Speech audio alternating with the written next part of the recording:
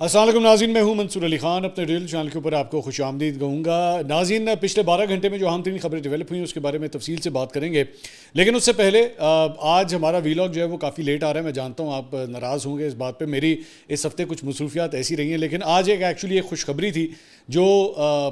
یہ ہفتہ میرے لیے تو کم از کم کافی خوشخبریوں سے بھرا ہوا تھا، لیکن یہ خوشخبری جو ہے وہ ایک اپنے بیٹے کے حوالے سے ہے جس نے آج ماشاءاللہ ایک کمپٹیشن میں حصہ لیا۔ وہ آپ جانتے ہوں گے، جو لوگ ریگولرلی دیکھتے ہیں، کہ وہ ایک سوئمر ہے، تیراک ہے، اور آج اس نے پنجاب کا ایک سوئمنگ کا مقابلہ تھا، اس کے اندر اس نے شرکت کی اور اس کے اندر 3 گولڈ میڈل اور ایک ٹرافی، بیسٹ سوئمر کی ٹرافی اپنے ایج گروپ کے اندر جو ہے وہ اس نے جیتی ہے۔ تو میرا دن سارا دن وہاں پہ آج لگ گیا، ظاہری بات ہے جانا پڑتا ہے، یہ بھی ایک ڈیوٹی ہوتی ہے، ایک باپ کی ڈیوٹی ہے جو لگی ہوئی ہے، اور اس سے میں چھٹی بھی نہیں لے سکتا، اس پہ بڑی ڈانٹ پڑتی ہے اگر چھٹی لے لی جائے، تو جس کی وجہ سے الٹیمیٹلی اب جا کے میں فارغ ہوا ہوں اور اب آپ کے سامنے جو ہے وہ ویلاگ ریکارڈ کر رہا ہوں۔ آپ فیملی کی طرح ہیں تو سوچا کہ یہ خوشخبری بھی جو ہے وہ آپ کے ساتھ شیئر کی جائے۔ خبریں بڑی امپورٹنٹ پچھلے 12 گھنٹے میں ڈیولپ ہوئی ہیں، جلدی جلدی ان کو کور کریں گے، لیکن ایک خبر میرے خیال میں سب سے بڑی ہے، اور وہ ہے فیلڈ مارشل عاصم منیر کا ایک باقاعدہ انٹرویو آپ کہہ لیں یا ملاقات کہہ لیں کسی صحافی سے، وہ پہلی دفعہ ہوئی ہے، ایک باقاعدہ پراپر ایک لانگ ملاقات جو ہے وہ ہوئی ہے، اس کو ڈسکس کریں گے اس ویلاگ میں، کہ ان کی جانب سے جو اشارے آئے ہیں، پیغامات آئے ہیں، اس کو ذرا ڈیکوڈ کریں گے۔ تو جناب، سب سے پہلی جو خبر ہے وہ آپ جانتے ہیں خیبر پختونخوا میں اور جو نارتھ کے مختلف علاقے ہیں اس کے اندر بارش کی وجہ سے جو سیلابی صورتحال ہے اور کلاؤڈ برسٹ کے جو واقعات ہوئے ہیں اور اس کی وجہ سے جو انفارچونیٹلی جو اموات ہوئی ہیں، ذرا اس کی اپڈیٹس کیا ہیں، حالات کیا ہیں وہاں پہ، اس کے بارے میں بات کریں گے۔ لیکن ان اپڈیٹس کو دینے سے پہلے میں ایک چیز ہے جو میں سمجھتا ہوں قابل تعریف ہے، اور وہ ہے مریم نواز شریف صاحبہ نے جو ہے وہ علی امین گنڈا پور صاحب سے جو ہے وہ رابطہ کیا، اور ایون دو مریم نواز جو ہیں وہ اس وقت پاکستان میں نہیں ہے، وہ جاپان کے دورے کے اوپر گئی ہوئی ہیں، لیکن مجھے پتہ لگا کہ انہوں نے علی امین گنڈا پور سے رابطہ کیا اور تمام تر ان کی امداد کے لیے جو ہے انہوں نے ایک جو ہے وہ یہ آپشن ان کو دی، اور انہوں نے کہا کہ اگر آپ کو کسی بھی قسم کی ہیلپ کی ضرورت ہو تو ہم لوگ وہاں پہ موجود ہیں۔ دس was a very good gesture. میں سمجھتا ہوں کوئی بھی ایسا قدم جو سیاسی درجہ حرارت کو نیچے لانے کے لیے جو ہے وہ اٹھایا جائے، میں ہمیشہ اس کی تعریف ضرور کروں گا، کیونکہ at the end of the day میں بار بار یہی بات کہتا ہوں کہ end of the day we are all Pakistanis. It is not about Pakistan Tehreek Insaf, Noon League یا پیپلز پارٹی ہے، جے یو ایف ہے یا M Q M, it is about Pakistan. اور میں نے اپنے جس دن یہ واقعہ پیش آیا تھا اور یہ رپورٹس آنا شروع ہوئی تھیں تو میں نے اسی دن یہ بات کہہ دی تھی کہ سب سے پہلے پاکستان ہے، برائے مہربانی پاکستانی بن کے سوچئے۔ ہمارے وہ تمام بھائی، ہمارے خیبر پختونخوا میں موجود تمام وہ بھائی، تمام وہ جگہیں، تمام وہ گاؤں شہر جو افیکٹ ہوئے ہیں، ہمیں ہر ممکن کوشش کرنی چاہیے کہ ان کی مدد کی جائے۔ تو مریم نواز صاحبہ کا میں یہ جو جسچر ہے میں اس کو بڑا ہائیلی اپریشیٹ کرتا ہوں کہ ان کی جانب سے جو ہے وہ اس طرح یہ فون کال کیا گیا ہے علی امین گنڈا پور صاحب کو۔ اپڈیٹس اس حوالے سے یہ ہیں کہ سیلابی صورتحال سے 48 گھنٹے میں ہونے والی اموات کی تعداد اب 327 ہو چکی ہے،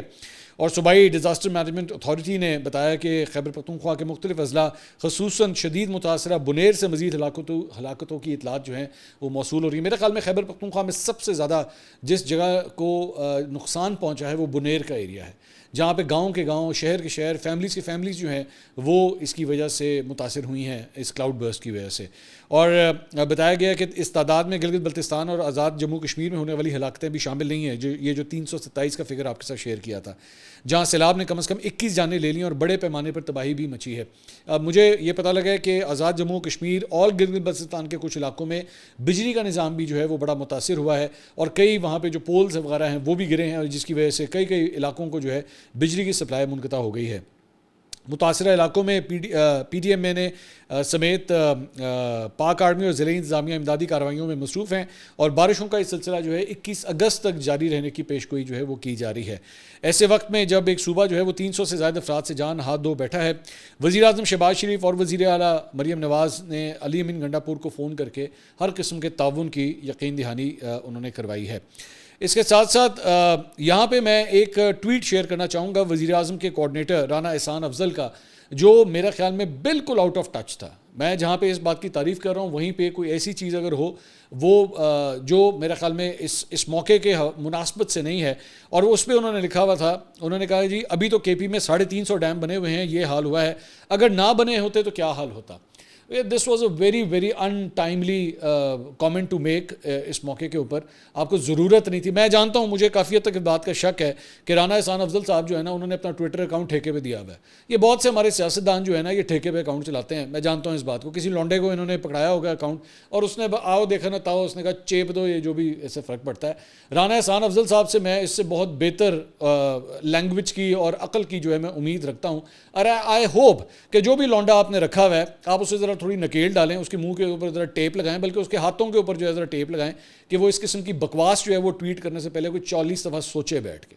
کہ وہاں پہ اموات ہوئی ہوئی ہیں, وہاں پہ یہ صورتحال ہے, کلاؤڈ برسٹ ہوئے ہیں, اور اس موقع کے اوپر آپ یہ چیز لکھ رہے ہیں وہاں پہ بیٹھ کے. یہ کیا کوئی ٹائم ہے یہ لکھنے کا کہ جناب 350 ڈیم بنے ہوئے؟ تو یہ ہے کوئی سوچ سمجھ کے جو ہے, اگر اور کچھ نہیں تو میرا کم از کم نون لیگ کا کوئی سینئر لیڈر ہی جو ہے ان کو بیٹھ کے سمجھا لے. مجھے لگتا ہے کوئی مسخرہ آپ نے اپنا ٹویٹر اکاؤنٹ نا اس کو ٹھیکے کے اوپر دیا ہوا ہے, تو اس کو ذرا تھوڑا سا نا ذرا نکیل ڈالیں, اسے ذرا وہ کوئی ہوش کے ناخن لینے کی اسے بات کریں. ہر جگہ کے اوپر نا منہ نہیں کھولنا ہوتا, کیونکہ کبھی کبھار آپ کا منہ جو ہے نا باس بھی مارتا ہے. تو برائے مہربانی بہتر ہے کہ اپنا منہ اپنا بند ہی رکھیں اس موقع پہ, تو زیادہ اچھا ہے. اس کے علاوہ جناب وزیر اعظم شہباز شریف کی جو ہے وہ جاتی عمرہ آمد ہوئی.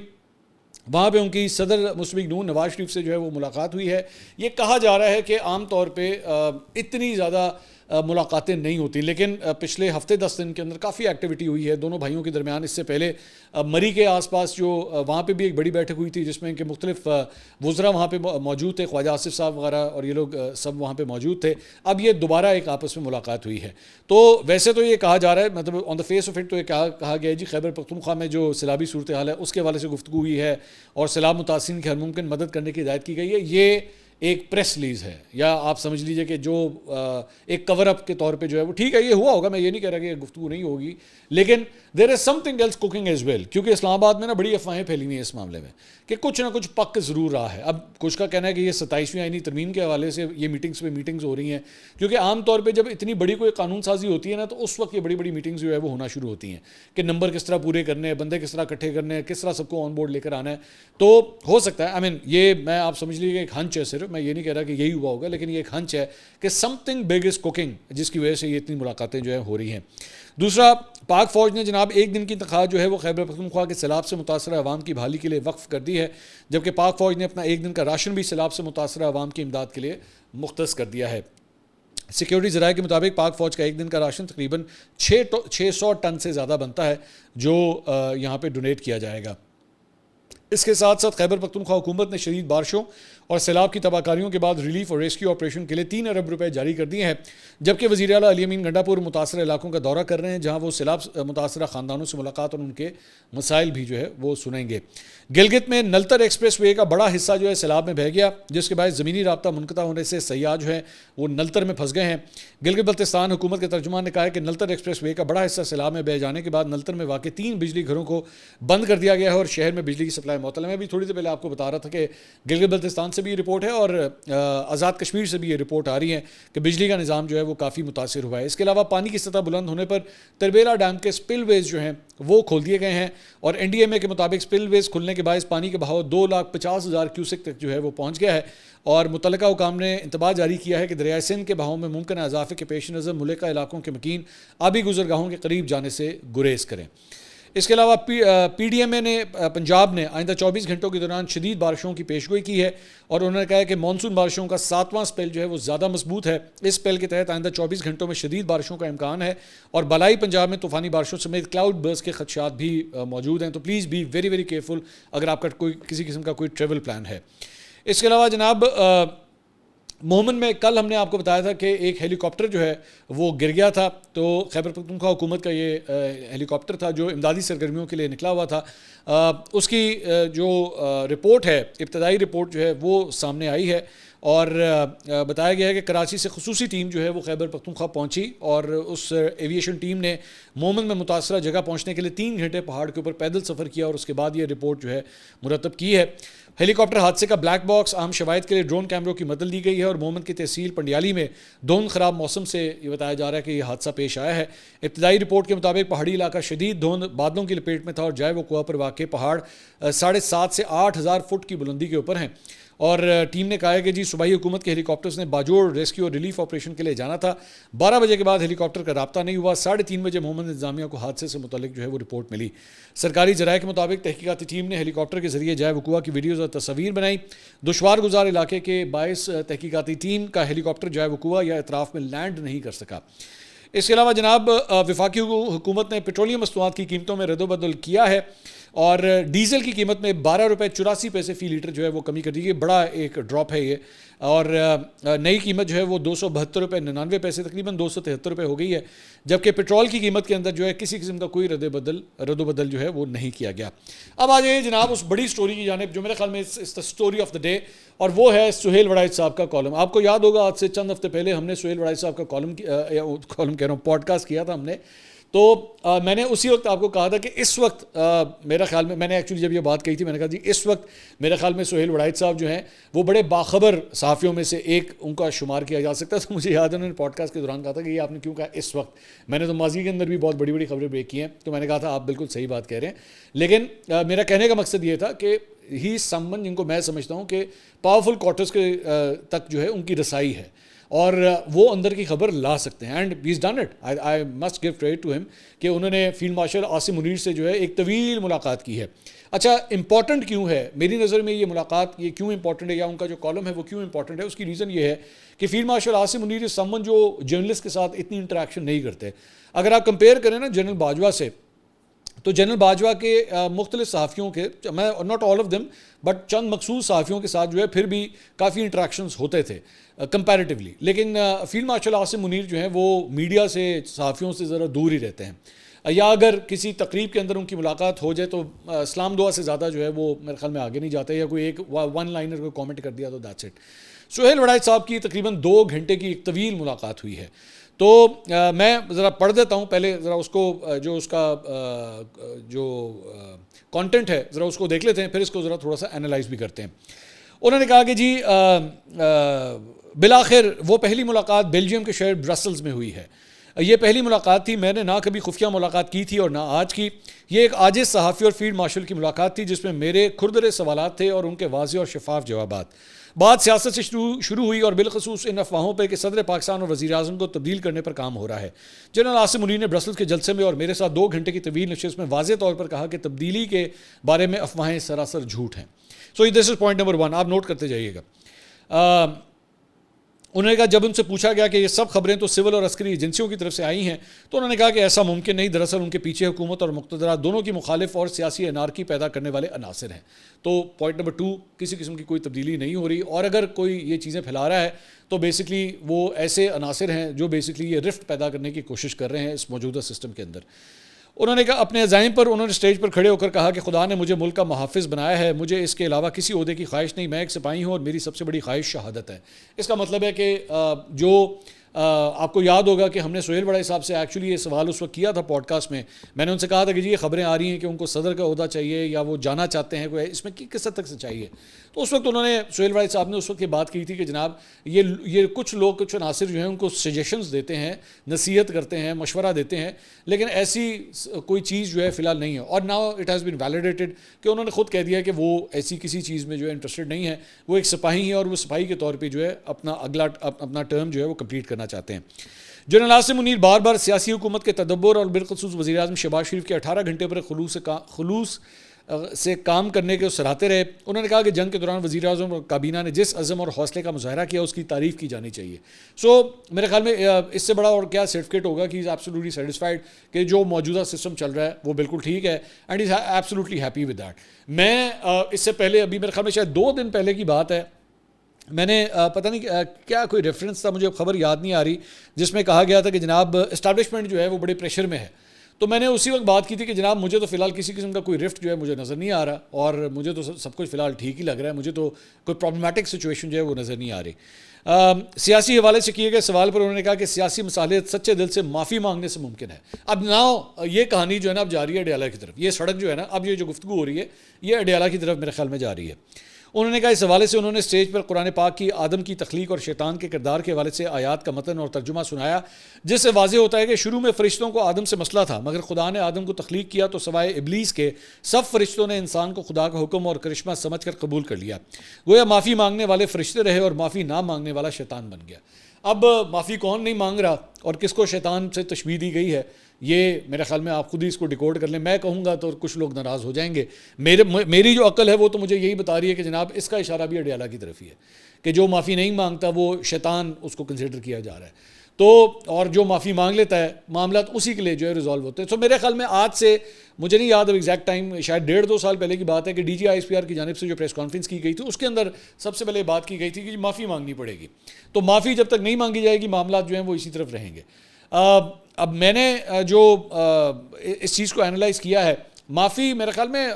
ضروری تو نہیں ہے کہ اگر عمران خان صاحب نے معافی مانگنی ہے تو وہ جنرل عاصم منیر سے معافی مانگے، فیلڈ مارشل عاصم منیر سے معافی مانگے یا فوج سے معافی مانگے، وہ خدا سے معافی مانگ لے۔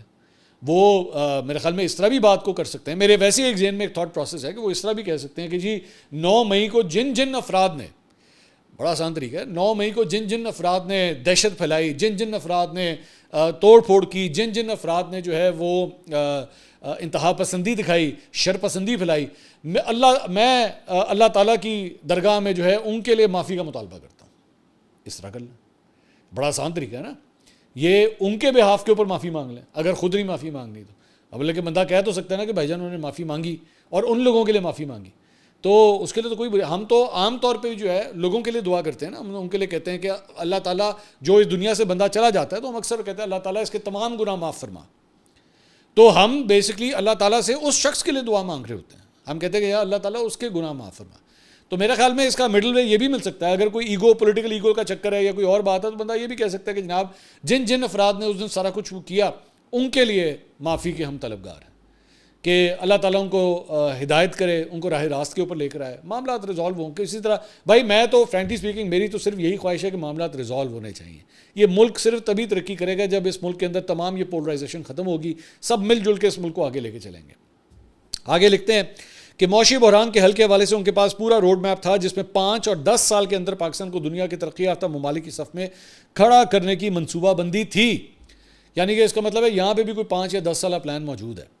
اب اس سے پہلے عمران خان صاحب کے دور میں بھی نا بات 10 سال کی ہوتی تھی، تو یہاں سے بھی اس کالم سے کم میں ایک یہ آئیڈیا نکال رہا ہوں کہ یہاں پہ بھی ایک 5 سے 10 سال کا پلان ہے کہ یہ سسٹم جو ہے نا اس کو اسی طرح ہی چلنا ہے، اور اس سسٹم نے جو ہے وہ معاشی طور پہ چیزوں کو کس طرح آگے لے کے جانا ہے۔ انہوں نے حساب کتاب لگا کر بتایا کہ اگلے سال سے ریکوڈک سے ہر سال $2 ارب کا خالص منافع ہوگا اور جو ہر سال بڑھتا جائے گا۔ اب ریکوڈک جو ہے وہ کون سا پروجیکٹ ہے، اس کے اندر سونے، تانبے اور اس قسم کے مختلف جو ہے وہ میٹیریلز ہیں جس سے ایکسپیکٹڈ ہے کہ پاکستان کو بہت زیادہ ریونیو آ سکتا ہے۔ انہوں نے بتایا کہ پاکستان کے پاس نایاب زمینی خزانہ ہے، اس خزانے سے پاکستان کا قرضہ بھی اتر جائے گا اور پاکستان کا شمار جلد ہی خوشحال ترین معاشروں میں ہونے لگے گا۔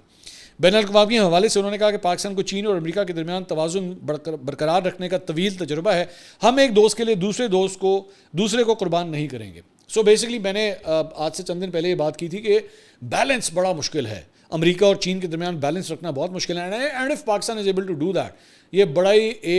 بڑا ٹاسک ہے اور بڑی اچیومنٹ ہوگی if we are able to do that. لیکن ایک بات طے ہے، یہ اس لائن سے کم از کم میں یہ اخذ کر رہا ہوں کہ امریکہ سے دوستی کا مطلب یہ نہیں ہے کہ چین کو ڈمپ کر دیا جائے گا، یہ بڑی امپورٹنٹ بات ہے۔ سو یہ میرے خیال میں اس کالم کے ذریعے، اس بات کے ذریعے چین کو بھی یہ پیغام، آئی ایم پریٹی شیور، ذہن میں رکھیے گا کہ اسلام آباد کے اندر جتنی ایمبسیز، جتنے کونسلیٹ، جتنے ہائی کمیشنز وہاں پہ بیٹھے ہوئے ہیں نا، وہ روز رات کو ایک سائفر بھیجتے ہیں، جس طرح ہمارے یہاں سے وہ ایک سائفر آیا تھا نا، آپ کو پتا ہے پوری سائفر کی سٹوری تھی، تو اسی طرح آئی ایم پریٹی شیور کہ آج مختلف ایمبسیز، کونسلیٹس، ہائی کمیشنز کی جانب سے اپنے اپنے ملکوں کو جو سائفر جائیں گے نا، تو سہیل وڑائچ صاحب کا یہ کالم جو ہے نا اس کا حصہ ضرور ہوگا، ان سائفرز کا حصہ ہوگا کہ جناب فیلڈ مارشل کی جانب سے جو ہے نا وہ اس قسم کے بیانات آئے ہیں کہ ہم نے دونوں کے ساتھ جو ہے وہ بیلنس رکھنا ہے ہم نے۔ انہوں نے کہا کہ جی نوبیل بین الاقوامی حوالے سے انہوں نے کہا کہ صدر ٹرمپ کی کی خواہش کو جینوئن قرار دیا انہوں نے، اور کہا کہ پاکستان نے صدر ٹرمپ کے لیے نوبیل انعام کی سفارش میں پہل کی، اب باقی دنیا ہماری پیروی کر رہی ہے۔ یس آئی ایگری، میرے خیال میں نے بھی اس وقت یہ بات کہی تھی کہ بھائی جان آپ کو اپنا مفاد دیکھنا ہے، اور ڈونلڈ ٹرمپ جو خوش ہوتا ہے نا اس گل تو وہ تھوڑے کہتے کہڑا مل جانا، مطلب آپ ذہن میں رکھیے گا، یہ میں آپ کو بتا دوں نوبیل انعام والوں نے یہ نہیں کہنا اچھا پاکستان سے آیا دے دو نوبیل انعام، اس بنیاد کے اوپر نہیں ہوتا. یہ بیسکلی نامینیشن جو ہے وہ ایک بس آپ سمجھ لیجیے فرضی کاروائی ہے. لیکن اس سے آپ کی جو ڈپلومیٹک ون ہے, آپ کی ڈپلومیٹک موو ہے, ڈونلڈ ٹرمپ کی گڈ بکس میں اگر آپ آ رہے ہیں, آئی ڈونٹ مائنڈ دیٹ, اسے کیا فرق, آپ کا کیا نقصان ہے, آپ کو کوئی نقصان ہے اس چیز سے, آپ کو کوئی نقصان نہیں ہے. انہوں نے کہا کہ جی فیلڈ مارشل عاصم منیر نے ہر موقع پر بھارت اور اس کے ہندفتہ رہنما مودی کے مذموم عزائم کو بے نقاب کرتے رہے ہیں. برسلز میں بھی انہوں نے جہاں بھارت کو متنبع کیا کہ وہ پراکسیز کے ذریعے پاکستان کے امن کو تباہ نہ کرے, وہاں انہوں نے افغان حکومت کو بھی وارننگ دی کہ طالبان کو پاکستان میں دھکیلنے کی پالیسی بند کی جائے, ورنہ ایک ایک پاکستانی کی خون کا بدلہ لینا ہم پر واجب ہے. انہوں نے کہا کہ ہم نے افغانوں پر سالہ سال تک مہربانیاں اور احسانات کیے, اس کا بدلہ اتارنے کے بجائے ہمارے خلاف بھارت سے مل کر سازش کی جا رہی ہے. جنرل عاصم منیر ذاتی طور پر تکبر سے کہیں دور ہیں, حالانکہ عام طور پر حکمرانوں اور جنرلوں کے ارد گرد ہٹو بچوں کا شور ہوتا ہے, مگر وہ گھنٹوں کھڑے ہو کر کم از کم 200-300 لوگوں سے ملے, ہر ایک سے مصافحہ کیا, ان کے ساتھ تصویر بنائی اور ہر ملاقاتی کے ایک آدھ سوال کا جواب بھی دیا. ان کے چہرے پر خوف نہیں بلکہ ہلکی سی مسکراہٹ تھی. ایک دو ساتھیوں نے مشورہ بھی دیا کہ اتنے لوگوں سے ملنا بد نظام بھی پیدا کر دے گا, مگر انہوں نے عجز سے کہا کہ یہ لوگ بہت دور دور سے آئے ہیں, ملنے کے خواہش مند ہیں, تو ان کا دل کیسے توڑا جائے. اور پھر جب تک آخری اوورسیز پاکستانی ان سے ہاتھ ملا کر رخصت نہیں ہوا, وہ اپنا یہ فرض نبھاتے رہے. ایک سیاسی ورکر نے مجھے کہا کہ اتنا حوصلہ تو سیاسی لیڈروں میں نہیں کہ ہر ایک سے ملنا گوارا کریں. فیلڈ مارشل نے اس عاجز کی معروضات کو کمال مہربانی سے سنا. سب سے بڑی آواز تو یہی ہے کہ سویلین نظام چلتا رہے, اس کو مصلحت اور مصالحت سے مزید نمائندہ بنایا جائے تاکہ واقعی مستحکم پاکستان کی بنیاد رکھی جائے. تو یہ جناب اس کا لبے لباب ہے. اصل کہانی بس یہی ہے کہ معافی منگنی پڑے گی, معافی کے بغیر جڑی کہانی اگے نہیں چلے گی. صدر وزیر اعظم یہیں رہیں گے. کہانی جو ہے وہ 5 سالہ پلان یا 10 سالہ پلان کے اوپر ہے, اور منرلز کے اوپر جو ہے وہ کہانی چلے گی, اور جو مٹیریلز آپ ایکسکیویٹ کر سکتے ہیں, ڈرلنگ کے ذریعے نکال سکتے ہیں, اس کے اوپر ہم اپنی معیشت کے حوالے سے ڈیپینڈ کر رہے ہیں. اور شہباز شریف کے صاحب کے حوالے سے جو ہے وہ فی الحال تمام اچھے کی آواز آ رہی ہے سہیل وڑائچ صاحب کے کالم کے ذریعے. یہ میرے خیال میں اس کالم کا لبے لباب ہے. اگلی ویڈیو میں آپ سے دوبارہ ملاقات ہوگی. اللہ حافظ.